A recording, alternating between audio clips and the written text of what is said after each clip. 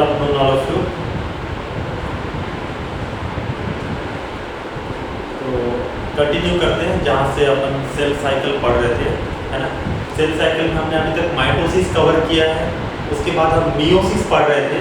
Meiosis एक reductional division है जिसमें प्लॉइडी लेवल हाफ हो जाता है, 2n से n हो जाता है।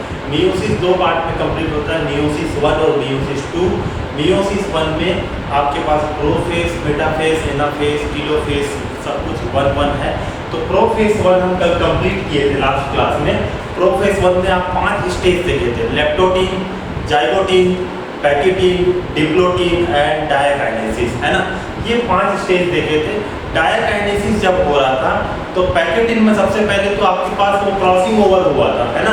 पैकेटीन में क्रॉसिंग ओवर होने के बाद जब डिप्लोटीन आया तो साइनेप्टोनिमल कॉम्प्लेक्स टूटने लगा, है ना। साइनेप्टोनिमल कॉम्प्लेक्स टूटने लगा तो आपको एक्स शेप कायस्मेटा विजिबल हुआ, ठीक है। उसके बाद डिप्लोटीन में डायकाइनेसिस हो रहा था और मैं आपको बोल रहा था डिप्लोटीन के आगे क्या आने वाला है, अभी मेटाफेस 1 आने वाला है। तो ये जो होमोलॉगस क्रोमोसोम है, ये जो टर्मिनलाइजेशन ऑफ कायस्मेटा हो रहा है, कायस्मेटा खत्म होते होते ये ऐसे आएगा, आपको बोला था। तो ये आपके दोनों क्रोमोसोम यहाँ आ गए मेटाफेस 1 में, एक ऊपर एक नीचे, 2 लाइन में अरेंज हो गए। आपको याद होगा अगर तो मेटाफेस जो माइटोसिस का हम पढ़े थे तो उसमें सिंगल लाइन में क्रोमोसोम अरेंज हुए थे और हम बोले थे कि सिंगल मेटाफेसिक प्लेट बनेगा, फॉर्म होगा। यहाँ पे 2-2 मेटाफेसिक प्लेट बन रहा है। होमोलॉगस क्रोमोसोम एक लाइन में ऊपर, 23 ऊपर और 23 नीचे, टोटल 46 क्रोमोसोम 2 लाइन में अरेंज हो रहे हैं, ठीक है। तो मेटाफेसिक प्लेट में यहाँ पे पहला पॉइंट तो ये लिखेंगे हम कि 2 metaphasic platform, 2 metaphasic platforms, right. पहला पॉइंट ये। दूसरा पॉइंट क्या है, आप ध्यान देना, माइटोसिस जब हुआ था उसमें जो मेटाफेस अपन पढ़े थे माइटोसिस, उसमें क्या हुआ था कि क्रोमोसोम सिंगल लाइन में था और जो ये स्पिंडल फाइबर अटैच हुआ था दोनों साइड काइनेटोकोर से अटैच हुआ था, यहाँ से भी अटैच हुआ था और यहाँ से भी अटैच हुआ था। बट मियोसिस 1 के मेटाफेस 1 में क्रोमोसोम से सिंगल साइड से, सिर्फ एक साइड से एक काइनेटोकोर से अटैचमेंट होगा स्पिंडल फाइबर का। देखो दूसरा साइड खाली है, क्लियर। तो सेकंड पॉइंट आप ये लिखोगे, स्पिंडल फाइबर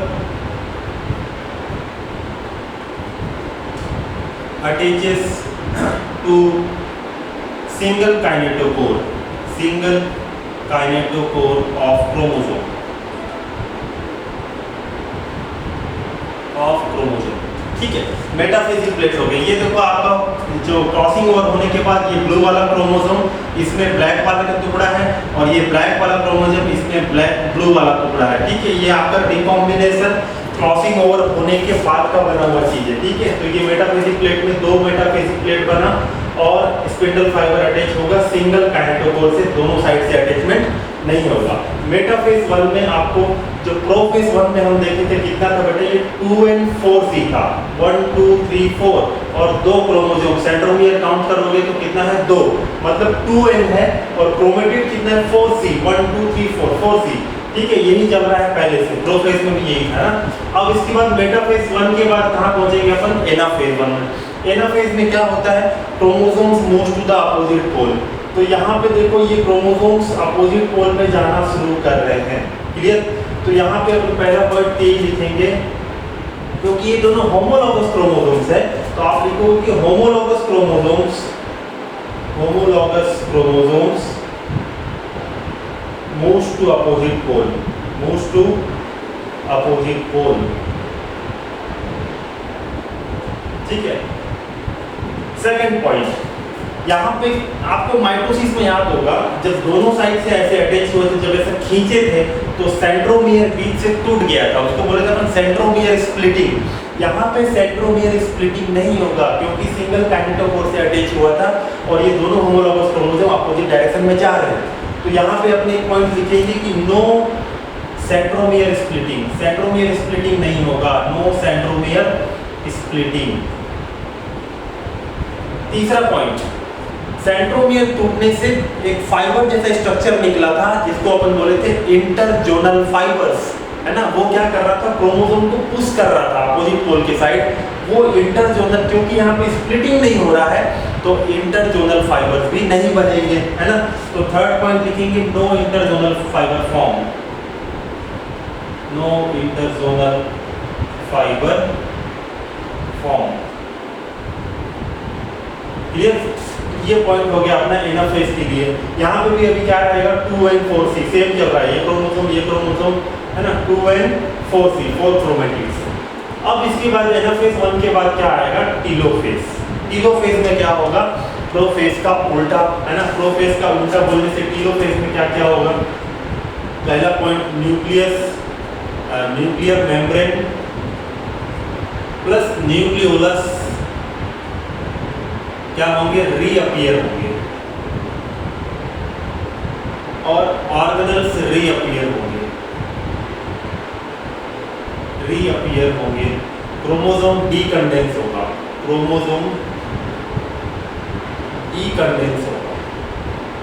ठीक है।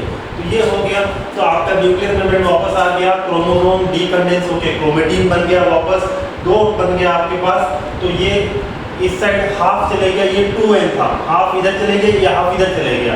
तो ऊपर में आपकी साइड एक साइड N2C है और N2C नीचे साइड। क्लियर। तो टीलोफेज में आपके पास दो न्यूक्लियस दिख रहा है आपको, एक N2C है, दूसरा भी क्या है N2C है। टीलोफेज के बाद यहाँ से क्या होगा साइटोकाइनेसिस, है ना, फ्यूरोफॉर्मेशन होगा, माइक्रोफिलामेंट्स आएंगे, इसको पकड़ खींचेंगे, साइटोकाइनेसिस होगा, डिवीजन ऑफ साइटोप्लाज्म।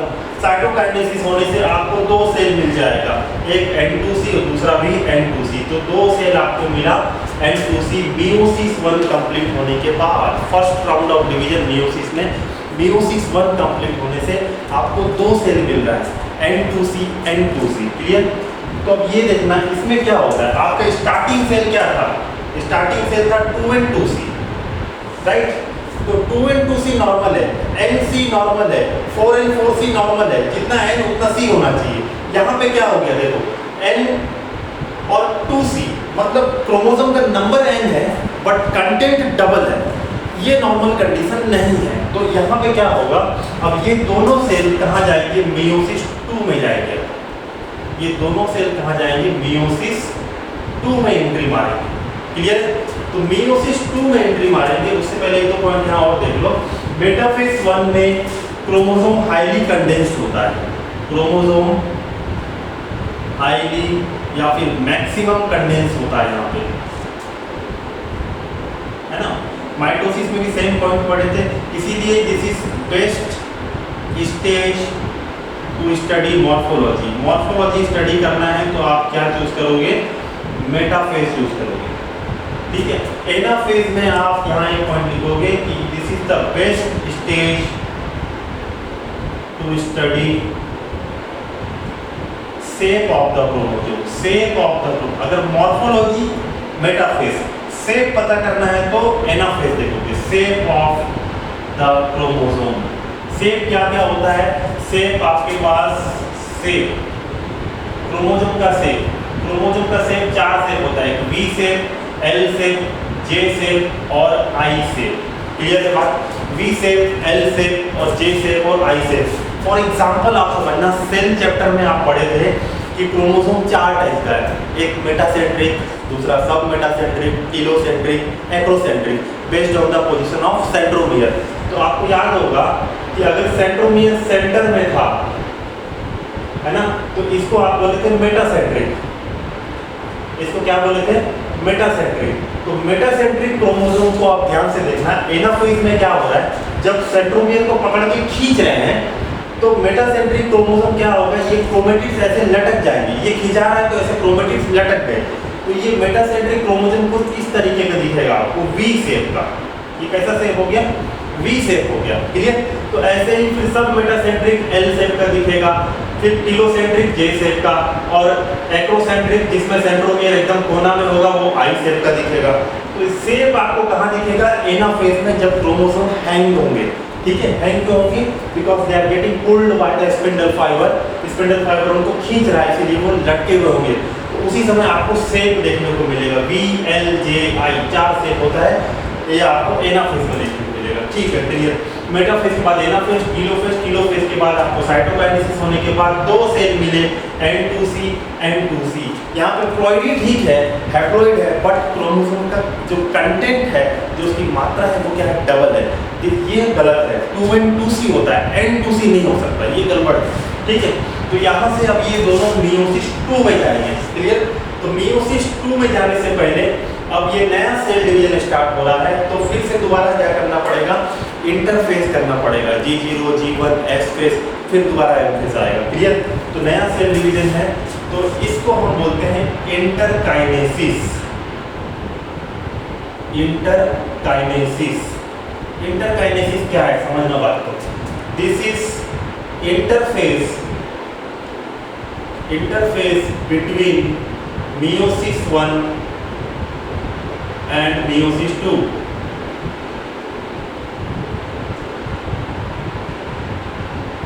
meiosis 1 और meiosis 2 के बीच का जो इंटरफेस है, G0 G1 S फेज, ये जो तीनों फेज हैं, इसको यहाँ पे एक स्पेशल टर्म दिए हैं इंटरकाइनेसिस। क्यों दिए हैं इसको ध्यान से समझना, ठीक है। ये आप याद रखो, इंटरकाइनेसिस किसको बोलते हैं, meiosis 1 और meiosis 2 के बीच के इंटरफेस को इंटरकाइनेसिस बोलते हैं। यहाँ पे क्या होगा, सबसे पहले G0 होगा, है ना, सॉरी G1 फेज आएगा। सबसे पहले कौन सा फेज आएगा, G1 फेज आएगा। G1 फेज जैसे meiosis 1 में हुआ था वैसा ही यहाँ पे होगा, सेम लिख रहा हूँ मैं, सेम मतलब जैसे पहले हुआ था, ऑर्गेनल डुप्लीकेशन हुए थे, न्यूक्लियोटाइड सिंथेसिस हुआ था, ADP बना था, साइटोप्लाज्म इंक्रीज हुआ था, N/C रेशियो कम हुआ था। तो जितना भी पॉइंट हम G1 फेज के लिए पढ़े हैं वो सब कुछ यहाँ पे होगा, क्लियर। दूसरा S फेज, S फेज में क्या हुआ था आपको याद होगा, S फेज में DNA रेप्लिकेशन हुआ था, हिस्टोन का डुप्लीकेशन हुआ था, क्योंकि DNA हिस्टोन के अराउंड ही रैप होता है, लगा हुआ होता है, और सेंट्रियोल जिससे स्पिंडल फाइबर बनेगा, डिवीजन के लिए इंपॉर्टेंट है। ये तीनों का डुप्लीकेशन कहाँ हुआ था, S फेज में। लेकिन इंटरकाइनेसिस के S फेज में DNA रेप्लिकेशन, DNA का डुप्लीकेशन नहीं होगा। तो यहाँ पे आप लिख रहे हैं S फेज में no DNA duplication, no DNA duplication. DNA नहीं करना है तो हिस्टोन का भी जरूरत नहीं पड़ेगा, तो नो हिस्टोन डुप्लीकेशन, ठीक है। पहला पॉइंट ये समझ लो क्यों नहीं कर रहे हैं DNA इस बार। meiosis 1 और meiosis 2 के बीच में जो इंटरफेस हो रहा है उसमें हम DNA डुप्लीकेशन क्यों नहीं कर रहे हैं, इसलिए नहीं कर रहे हैं क्योंकि ऑलरेडी हमारे पास कंटेंट डबल है, N2C है, होना क्या चाहिए, NC होना चाहिए, 2C है, तो ऑलरेडी कंटेंट डबल है। इस कंटेंट को हम अब क्या करना चाहते हैं, हाफ करना चाहते हैं। तो यहाँ पे कंटेंट डबल पहले से है, तो और डबल नहीं करना चाहिए, और डबल करोगे तो N4C हो जाएगा, वो हमको नहीं चाहिए, हमको क्या चाहिए, NC चाहिए।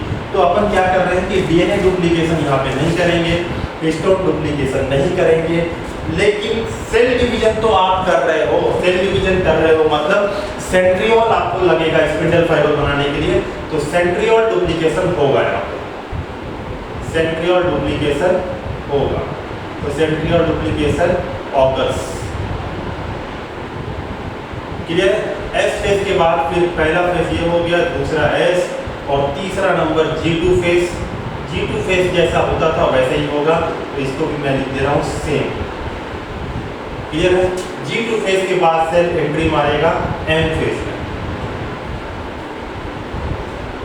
M फेज में एंट्री मारेगा।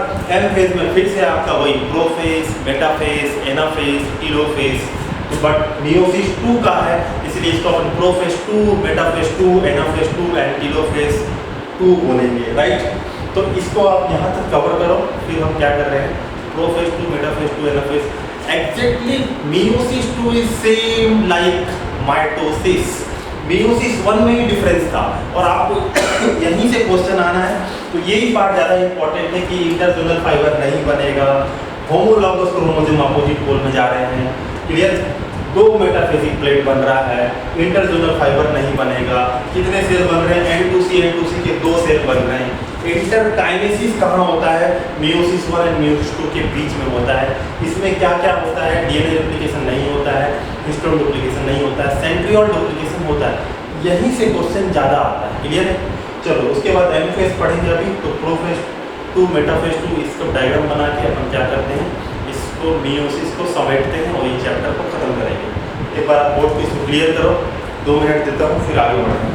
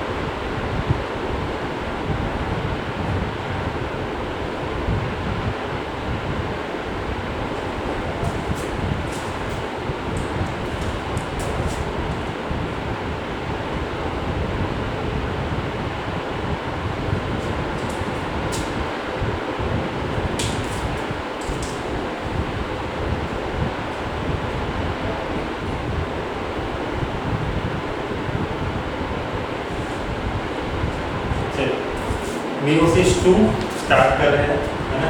आपके पास 2 सेल बना है मियोसिस 1 के बाद। दोनों सेल कैसे हैं, N2C N2C N2C N2C। दोनों की दोनों सेल मियोसिस 2 में एंट्री मारेंगे। मियोसिस 2 में एंट्री मारे मतलब पहले इंटरकाइनेसिस होते हुए ये आगे बढ़े और अभी कहाँ पहुँच चुके हैं, मियोसिस 2 के प्रोफेज 2 में पहुँच चुके हैं। तो प्रोफेज में वही पुराना कहानी, यहाँ पे क्या होगा, न्यूक्लियोलस न्यूक्लियर मेम्ब्रेन सब डिसअपीयर होंगे। Nucleolus plus nuclear membrane disappear होंगे, ठीक है। ऑर्गेनल्स डिसअपीयर होंगे, ऑर्गेनल्स डिसअपीयर होंगे। और क्या होगा, centriole moves to opposite pole, centrioles moves to opposite pole, ठीक है। और यहाँ पे आपका ये रहा सेंट्रियोल, ये आपका अपोजिट पोल में मूव करेगा, ठीक है। इस डायरेक्शन से आप दिखा दो कि अपोजिट पोल में मूव कर रहा है। ये क्रोमेटिन है, ये आपका न्यूक्लियर मेम्ब्रेन, ये क्या होगा, सब डिसअपीयर होगा। न्यूक्लियर मेम्ब्रेन डिसअपीयर होगा। न्यूक्लियोलस अंदर में ऐसा कुछ एक पॉइंट होता है जहाँ पे आरआरएनए सिंथेसिस होता है, डिसअपीयर होगा। न्यूक्लियोलस ये भी डिसअपीयर होगा। क्रोमेटिन कंडेंस होगा, क्रोमेटिन कंडेंसेशन, क्रोमेटिन कंडेंसेशन, ठीक है। क्रोमेटिन कंडेंसेशन होगा प्रोफेज 2 में। ये स्टोरी प्रोफेज 2 का है। मेटाफेज 2 के पहुंचते पहुंचते प्रोफेज जैसे ही कंप्लीट हुआ, क्रोमेटिन कंडेंस हो चुका है। क्रोमेटिन कंडेंस होकर क्या बन गया है, क्रोमोसोम। तो वो आपका जो क्रोमोसोम था जिसमें ब्लैक वाले क्रोमोसोम में ब्लू फ्रैगमेंट था, एक क्रोमोसोम मैं दिखा रहा हूँ, 2 क्रोमोसोम नहीं दिखा रहा हूँ। इसके बाजू में एक और क्रोमोसोम आएगा, ऐसे 46 क्रोमोसोम लाइन से जमेंगे। तो अपन क्या कर रहे हैं, एग्जांपल के लिए we are taking only 1 chromosome जिसमें ब्लैक में ब्लू वाला फ्रैगमेंट था। तो एक क्रोमोसोम इसके बाजू में भी होगा जिसमें ब्लू में ब्लैक वाला था, जो अपन करके आए, क्लियर। तो यहाँ पे आपका ये सेंट्रियोल ये अटैच हो गया और इस बार दोनों साइड से होगा। आपको बोला था meiosis 2 will be same to mitosis. तो माइटोसिस में स्पिंडल फाइबर काइनेटोकोर को दोनों साइड से पकड़ते हैं, दोनों साइड से अटैच हुआ, ये डिसकंटिन्यूअस फाइबर बना और ये कंटिन्यूअस फाइबर बन गया आपका, ठीक है। ये एस्ट्रल रेज है, एनिमल सेल है, क्लियर। तो ये आपका कंटिन्यूअस रे, कंटिन्यूअस फाइबर्स, ये आपका डिसकंटिन्यूअस फाइबर, ठीक है। और ये आपका क्रोमोसोम। यहाँ पे कितना प्लेट दिख रहा है आपको, सिंगल लाइन मैरिज होंगे। मियोसिस 1 में 2 लाइन बना था, 2 मेटाफेजिक प्लेट बना था, यहाँ पे सिंगल मेटाफेजिक प्लेट। यहाँ पे लिखेंगे अपन कि single metaphasic plate form, single metaphasic platform,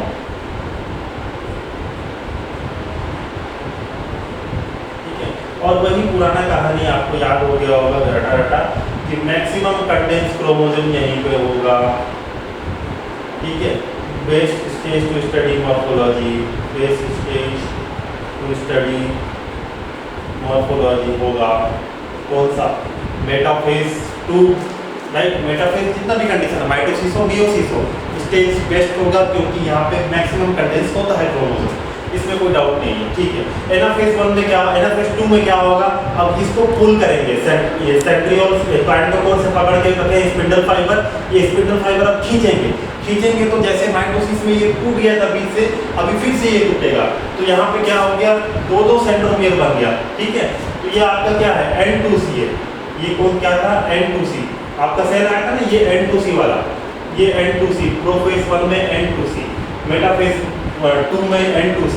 उसके बाद सेंट्रोमियर स्प्लिट हुआ, एनाफेज 2 में सेंट्रोमियर 2 बन गया, तो ये वापस क्या हो गया, 2N हो गया। पहले इसको बना लेते हैं सेंट्रियोल, ये आपका सेंट्रियोल, ये अटैच है काइनेटोकोर से, और ये आपका कंटिन्यूअस फाइबर, ठीक है। और इसमें ब्लैक वाला ऊपर चले गया, ब्लैक में ब्लू वाला ये नीचे आ रहा है, क्योंकि नीचे था वो, ठीक है। अपोजिट पोल में मूव कर रहे हैं, क्लियर। तो ये आपका सेंटर पॉइंट था, यहाँ से अपोजिट पोल में ये मूव कर रहे हैं एनाफेज 2 में। और क्या देख रहे हैं यहाँ पे, और ये देख रहे हैं कि ये इंटरजोनल फाइबर बना है, ये इंटरजोनल फाइबर बना है, जैसे कि माइटोसिस में बना था वैसे, क्योंकि स्प्लिटिंग ऑफ क्रोमोसोम हुआ है। तो यहाँ पे क्या पॉइंट लिखेंगे, पहला स्प्लिटिंग ऑफ क्रोमोसोम,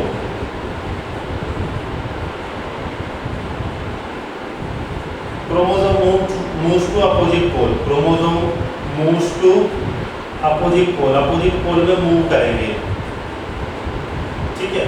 और तीसरा point interzonal fibre form, interzonal fibre forms, ठीक है। अब इसका फंक्शन मैं दोबारा नहीं लिख रहा हूँ। इंटरजोनल फाइबर ये क्या करेगा, धक्का देगा क्रोमोसोम को, pushes the chromosome towards opposite pole. ये आपको स्टेटमेंट में लिख के आएगा, आपको पहचानना है सही स्टेटमेंट है कि नहीं है, क्वेश्चन में ऐसे ही आएगा। इंटरजोनल फाइबर क्या करेगा, पुश करेगा, और स्पिंडल फाइबर क्या करेगा, पुल करेगा।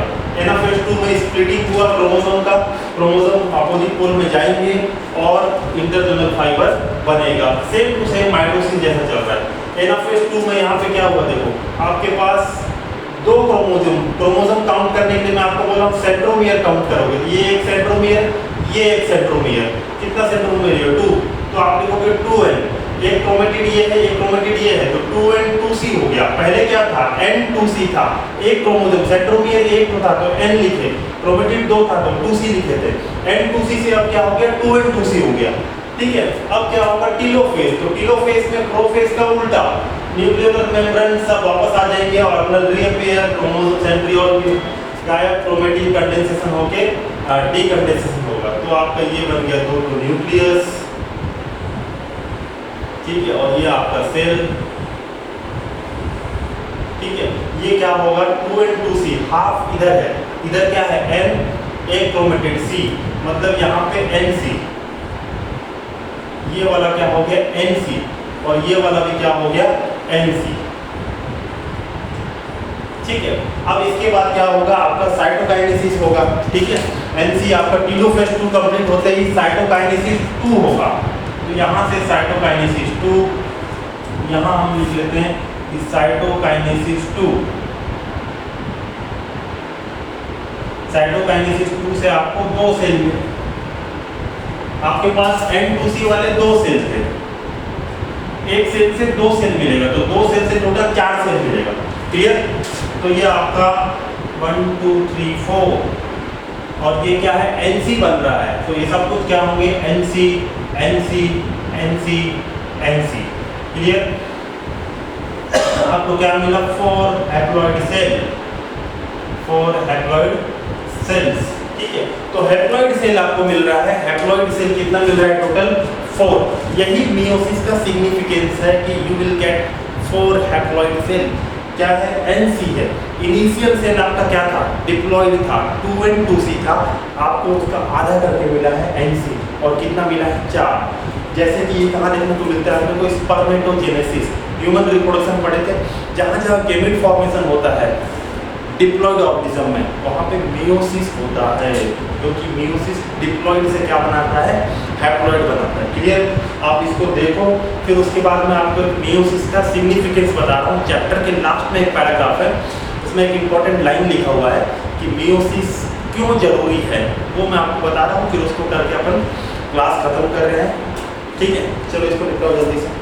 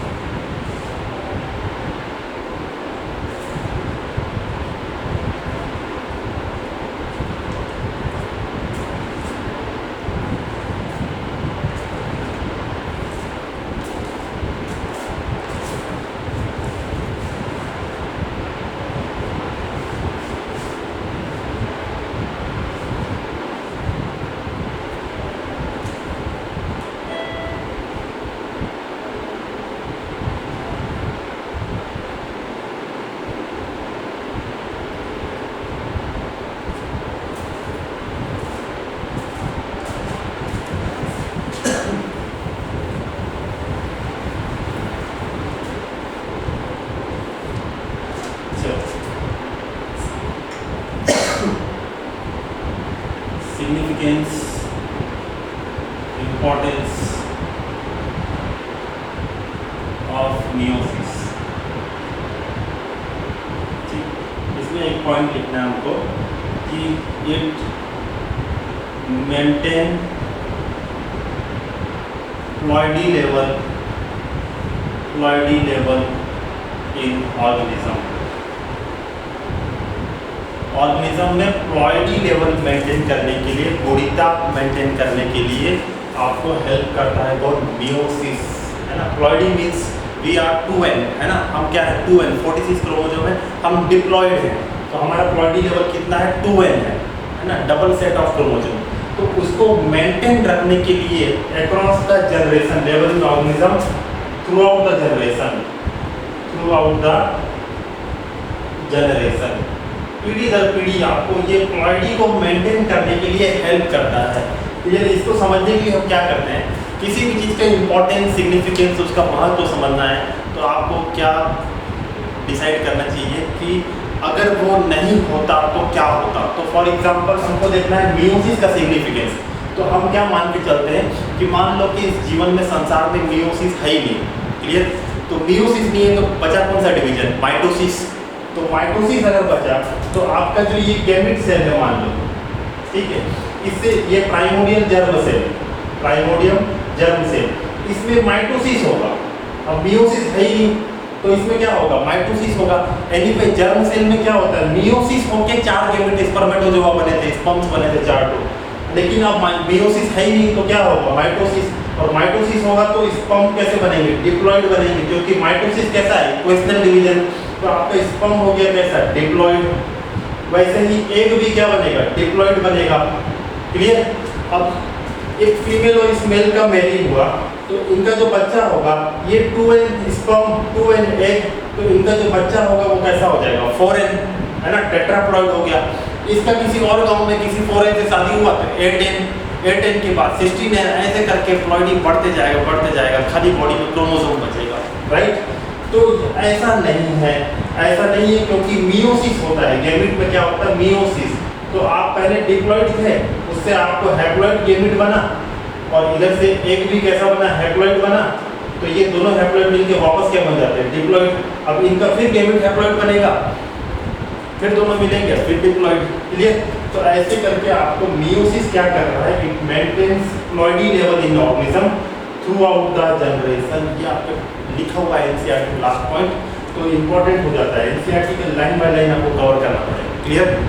चलो इसी के साथ हमारा ये चैप्टर हम खत्म कर लिए। आपका mitosis, meiosis, interphase, G0, G1 सब कुछ कंप्लीट है। कहीं कोई डाउट है आप वीडियो को चेक करिए, एक बार नोट्स लिखिए वहाँ से। और सेकंड पॉइंट, इसके बाद हम अगला chapter principles of inheritance class 12 का स्टार्ट करते हैं, ठीक है। Principles of inheritance chapter number I think 5 है ना, principles of genetics, classical genetics. Genetics में 2 चैप्टर है, मेंडल के लॉ है पहले चैप्टर में, दूसरे में मॉलिक्यूलर जेनेटिक्स है। तो मेंडल वाला जो चैप्टर है उसको हम बोलते हैं क्लासिकल जेनेटिक्स, और उसका अगला चैप्टर जो है उसको बोलते हैं मॉलिक्यूलर जेनेटिक्स, ठीक है।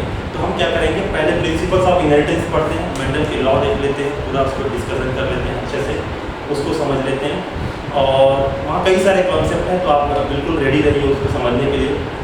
सेकंड पॉइंट, थर्ड पॉइंट ये है कि कल आपका आई बिलीव टेस्ट है। टेस्ट में आपको बायोमोलिक्यूल हाफ बायोमोलिक्यूल आएगा और हाफ आपका सेल साइकिल एंड डिवीजन से आएगा, ठीक है।